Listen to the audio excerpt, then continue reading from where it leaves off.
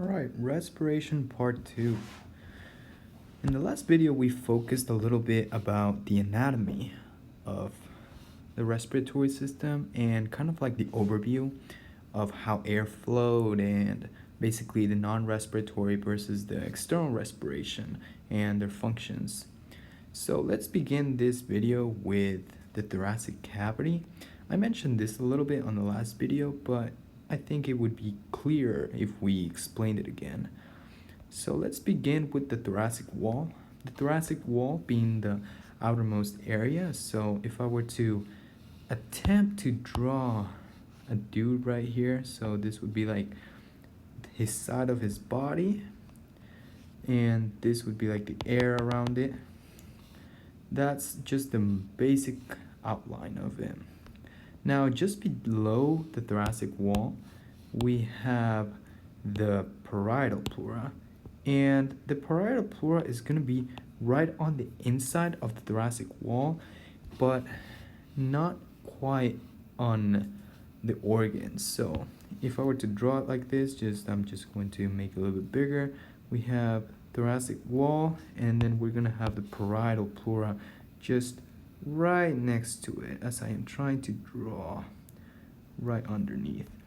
And this pleura, the parietal pleura, separates their lungs from the thoracic wall. Now, underneath the parietal pleura, we have the pleural cavity. And this pleural cavity is going to have your interstitial, well, not really interstitial fluid, your intrapleural fluid. And this is the fluid that lubricates the pleural surface. So this fluid that I am drawing right here and within the pleural cavity is the one that lubricates and prevents like the lungs from rubbing against the wall and causing pain. Now, just underneath the pleural cavity, we're going to have the lungs. And the lungs, I'm gonna draw them right here just so you get an idea of how these things are. So here's the lungs, and I apologize why my device is doing these random blurriness, but here we go, it's stabilized. And we have the lungs, and just outside you can see the pleural cavity, and then the parietal pleura, and then the thorax. Now the lungs have elastic connective tissue, and specifically that's going to be like elastin, and that's what allows for like the elastic recoil of the lungs so they can go back to normal. So now that we talk about a little bit about the anatomy, let's go ahead and introduce the idea of pressures.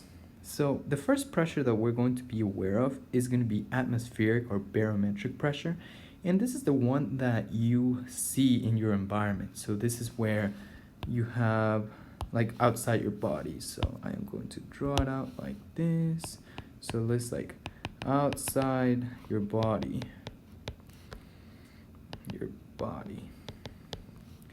And for the purpose of just the generalization and overview, let's say that it's going to be 760, and this is going to be at around sea level.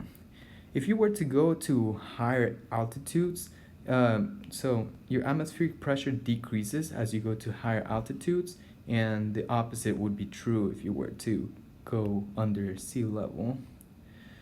Now, the next pressure that we need to be aware of is the intraalveolar or intrapulmonary pressure, and this is going to be the pressure that's going to be inside your lungs. So if I were to attempt to draw a lung, so let's see, other way around. So if I were to attempt to draw a lung like that, we have the pressure within the alveoli, and this is the one that it's been represented by the intraalveolar or intrapulmonary pressure, and it's going to be this one right here. Now, the next pressure that we need to be aware of is going to be the intrapleural intrathoracic pressure, and this is the pressure exerted on the outside lungs within the thoracic cavity. So if we go back to this drawing that we did over here, this pressure is going to be found right around here. Alrighty, now let's go back. And then there's one more pressure. And this pressure is going to be the transmural pressure gradient. And basically what this one does is that it pushes out of the lung, like out on the lungs, so that it distends them.